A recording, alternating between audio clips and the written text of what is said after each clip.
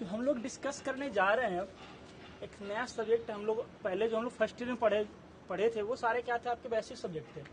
उसमें इलेक्ट्रिकल का इतना कोई रोल नहीं था, लेकिन अब जो हम लोग थर्ड सेमेस्टर में आ चुके हैं इसमें सारे के सारे क्या आएंगे, वो इलेक्ट्रिकल से रिलेटेड पढ़ने के लिए ही आएगा सब्जेक्ट, ठीक है ना। तो इसमें जो आप लोग सबसे फर्स्ट सब्जेक्ट जिसके बारे में अभी हम पढ़ेंगे उस सब्जेक्ट का नेम आप लोगों ने देखा होगा, जो भेजा मैंने टाइम टेबल में लिखा हुआ ट्रिपल एक EM करके सब्जेक्ट है। इसका पूरा जो नेम है वो क्या है, electrical and electronics engineering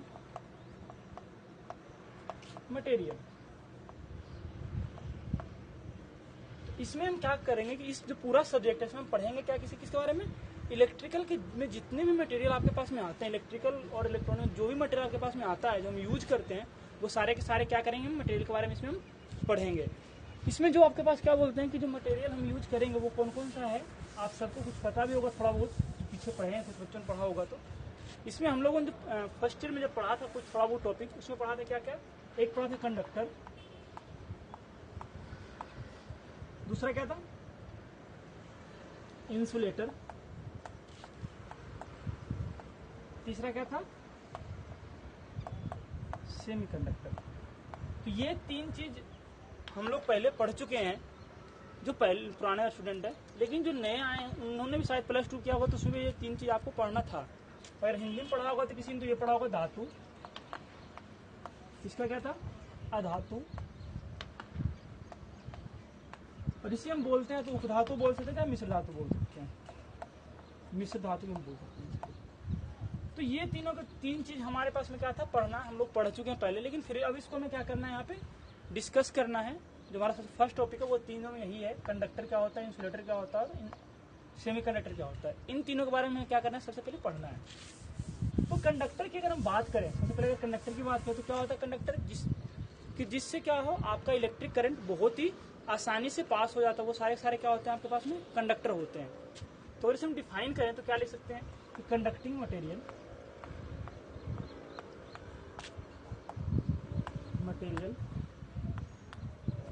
is that material which allow flow of electric current easily। ठीक है, उसके बाद दूसरा जो चीज में पढ़ना है, अब इसका मतलब हो क्या गया, जो कंडक्टिंग मटेरियल होता है वो क्या होता है जिसमें से आपके पास में करंट का बहुत ही आसानी से पास होगा, सारे सारे क्या होंगे आपके पास में कंडक्टिंग मटेरियल होंगे। और अगर इसका एग्जांपल की बात करें तो कौन कौन सा इसका एग्जांपल है, आप सबको पता भी होगा। एक तो कॉपर है जिसे हम तांबा बोलते हैं, और कौन सा है एल्यूमिनियम है, और कौन सा है सिल्वर है, और कौन सा है गोल्ड है। और जो कंडक्टिंग मटेरियल होगा उसमें क्या होता है कि रेजिस्टिविटी क्या होता है उसका बहुत ही कम होता है। अगर हम बात करें तो इसमें जो अगर हम देखते हैं इसका जो नॉर्मली होता है ना कि जो कंडक्टिंग मटेरियल जितने भी होंगे उसका रेजिस्टिविटी क्या होगा बहुत ही कम होगा, और इससे ये होता है 10⁻⁸ से लेकर के 10⁻⁻12 ओम मीटर तक होता है, ओम प्रति मीटर होता है। मतलब 1 मीटर में जो होगा जो कंडक्टिंग मटेरियल होगा इसमें क्या होता है 10 ग्रेड से -8 से लेकर के 10 ग्रेड से -12 ओम तक का रेजिस्टेंस हो सकता है। तो इसका मतलब क्या है कि बहुत ही कम रेजिस्टेंस होगा, ठीक है ना, और करंट को क्या करेगा बहुत ही आसानी से फ्लो करने की क्या करेगा परमिशन देगा।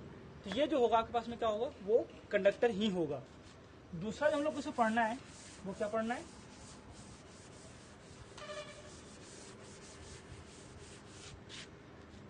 इंसुलेटर। इंसुलेटर का हिंदी में हम बताते क्या था उसका अधातु। इसका कहने का मतलब होता क्या है, जिसमें से क्या होगा कि आपका इलेक्ट्रिक करंट बिल्कुल ही पास नहीं होगा, वो सारे के सारे क्या होते हैं आपके पास में अधातु होते हैं। और इसको लिखे तो हम क्या लिख सकते हैं इंग्लिश में, इंसुलेटिंग मटेरियल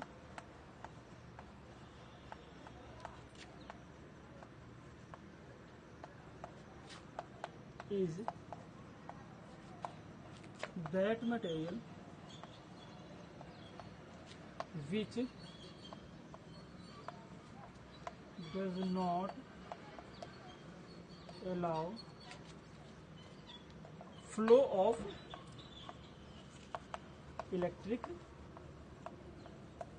करंट। मतलब क्या है कि इंसुलेटिंग मटेरियल कौन सा होगा जो क्या करेगा कि इलेक्ट्रिक करंट को फ्लो होने की परमिशन नहीं देगा, वो सारे के सारे क्या होंगे आपके पास में इंसुलेटिंग मटेरियल होंगे। और इसका एग्जांपल कौन कौन सा है पता होगा आप लोगों को, क्या है, रबर है,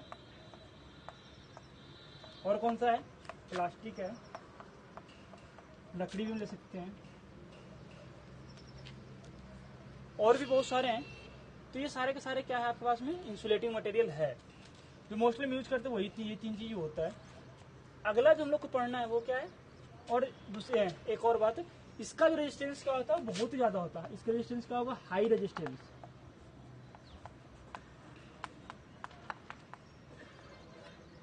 और अगर बात करें तो इसका क्या होता है 10⁵ से लेकर के 10⁻15 ओम के बीच में ओम मीटर होता है इसका रेजिस्टेंस। तो बहुत ज्यादा इसका क्या होता है रेजिस्टेंस होता है। इस कारण से क्या होता है इसमें करंट आपका पास नहीं होता है। तीसरी जो बात करें जो नेक्स्ट है वो क्या है,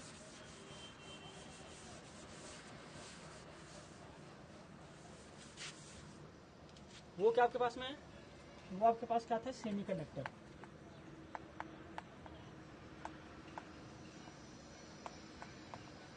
तो सेमीकंडक्टर देखो होता क्या है कि जिसमें क्या होगा कि आपकी कंडक्टिविटी क्या होना चाहिए, इंसुलेटर से ज्यादा होना चाहिए और कंडक्टर से कम हो। कंडक्टिविटी होता क्या है, मतलब करंट, जिससे क्या होना, कंडक्टिविटी क्या होता है कि कोई भी मटेरियल होता है उसकी प्रॉपर्टी होता है कि उसके अंदर से कितना करंट पास हो रहा है। तो उसमें है क्या कि कोई भी अगर सेमी कंडक्टिंग मटेरियल है तो इसमें होगा क्या कि आपकी कनेक्टिविटी क्या होना चाहिए, इंसुलेटर से क्या होना चाहिए, ज्यादा होना चाहिए, और कंडक्टर से क्या होना चाहिए, कम होना चाहिए। उसे हम क्या कहते हैं, सेमी कंडक्टर कहते हैं। या फिर हम ये भी बोल सकते हैं, अगर लिखिए इसको तो कर सकते हैं कि semi conducting material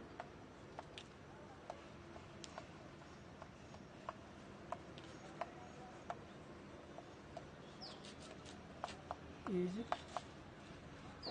that material which resistivity, या फिर कंडक्टिविटी लिखे तो कंडक्टिविटी ले सकते हैं, कंडक्टिविटी दोनों से हम इसको डिफाइन करते हैं। Conductivity is more then insulator and less than conductor. मतलब कहने का मतलब क्या हो गया कि जो मटेरियल क्या होगा रजिस्टिविटी कंडक्टिविटी क्या होगा जिसका इंसुलेटर से क्या होना चाहिए, ज्यादा होना चाहिए, और कंडक्टर से कम होगा, वो सारे के सारे क्या होंगे, सेमी कंडक्टर होंगे। इसका एग्जाम्पल की बात करें तो इसका एग्जाम्पल कौन कौन सा है, एक जर्मेनियम है, दूसरा कौन सा है, सिलिकॉन है। ये सारे के सारे क्या हैं, सेमी कंडक्टर के एग्जाम्पल है। इसका एक दूसरा डिफिनेशन हम लिखते हैं, वो क्या लिखते हैं इसमें कि semi conducting material is that material which, अगर रजिस्टिविटी की बात करें तो अगर हम रजिस्टिविटी लिखते हैं, which resistivity is more than conductor. अगर रजिस्टिविटी में लिखेंगे तो यहाँ पे क्या जाएगा, कंडक्टर हो जाएगा, एंड लेस देन क्या होगा, यहाँ पे इंसुलेटर होगा। मतलब रजिस्टिविटी की बात करें तो जिसमें क्या होना चाहिए, रजिस्टिविटी क्या होना चाहिए, कंडक्टर से तो ज्यादा होना चाहिए और इंसुलेटर से कम होगा। वो सारे के सारे क्या होते हैं, उसे हम क्या बोलते हैं आपके पास में, सेमी कंडक्टर बोलते हैं। अब इसमें दो वर्ड आप लोग जो सुना होगा, नया वर्ड आप लोग सुन रहे हैं, उसमें दो चीज आपने सुना होगा, वो क्या है, एक तो रजिस्टिविटी की बात कर रहे हैं, एक हम कंडक्टिविटी की बात कर रहे हैं। तो सबसे पहले हम देखते हैं रजिस्टिविटी क्या होता है। उससे पहले आप लोग के पता होना चाहिए रेजिस्टेंस।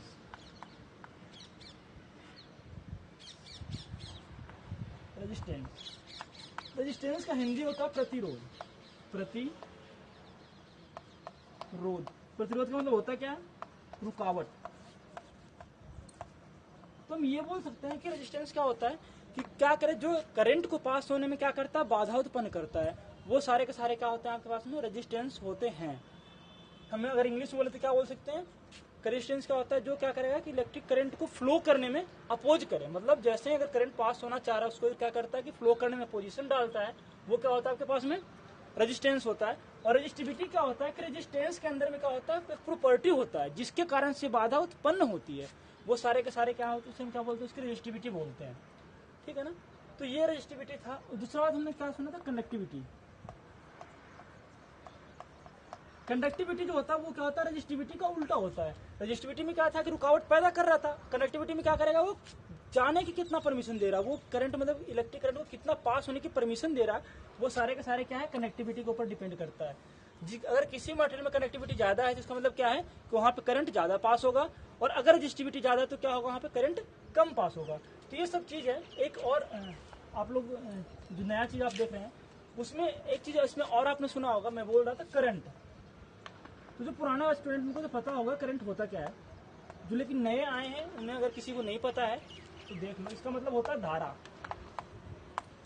हिंदी में हम धारा बोलते हैं। और करंट होता क्या है कि flow of electric current, flow of electric, the flow of electron, flow of electron in any close circuit. हम लोग अभी तक क्या पढ़ा थे, फ्लो ऑफ इलेक्ट्रॉन। हम आपसे अगर करंट पूछा तो यही बोलते हैं फ्लो ऑफ इलेक्ट्रॉन। लेकिन जब तक सर्किट अगर बंद नहीं है, कोई भी सर्किट क्लोज नहीं है, तो वहां पे क्या होगा, आपका इलेक्ट्रिक करंट फ्लो नहीं होगा। तो ये सब चीज हम लोग आज डिस्कस कर चुके हैं। अगली क्लास में हम लोग क्या देखेंगे, कंडक्टर को हम कैसे, उसका एटॉमिक स्ट्रक्चर से कैसे पता करेंगे कंडक्टर कौन सा है, इंसुलेटर कौन सा है, सेमीकंडक्टर कौन सा है, ठीक है। तो अगली क्लास में हम लोग ये देखेंगे।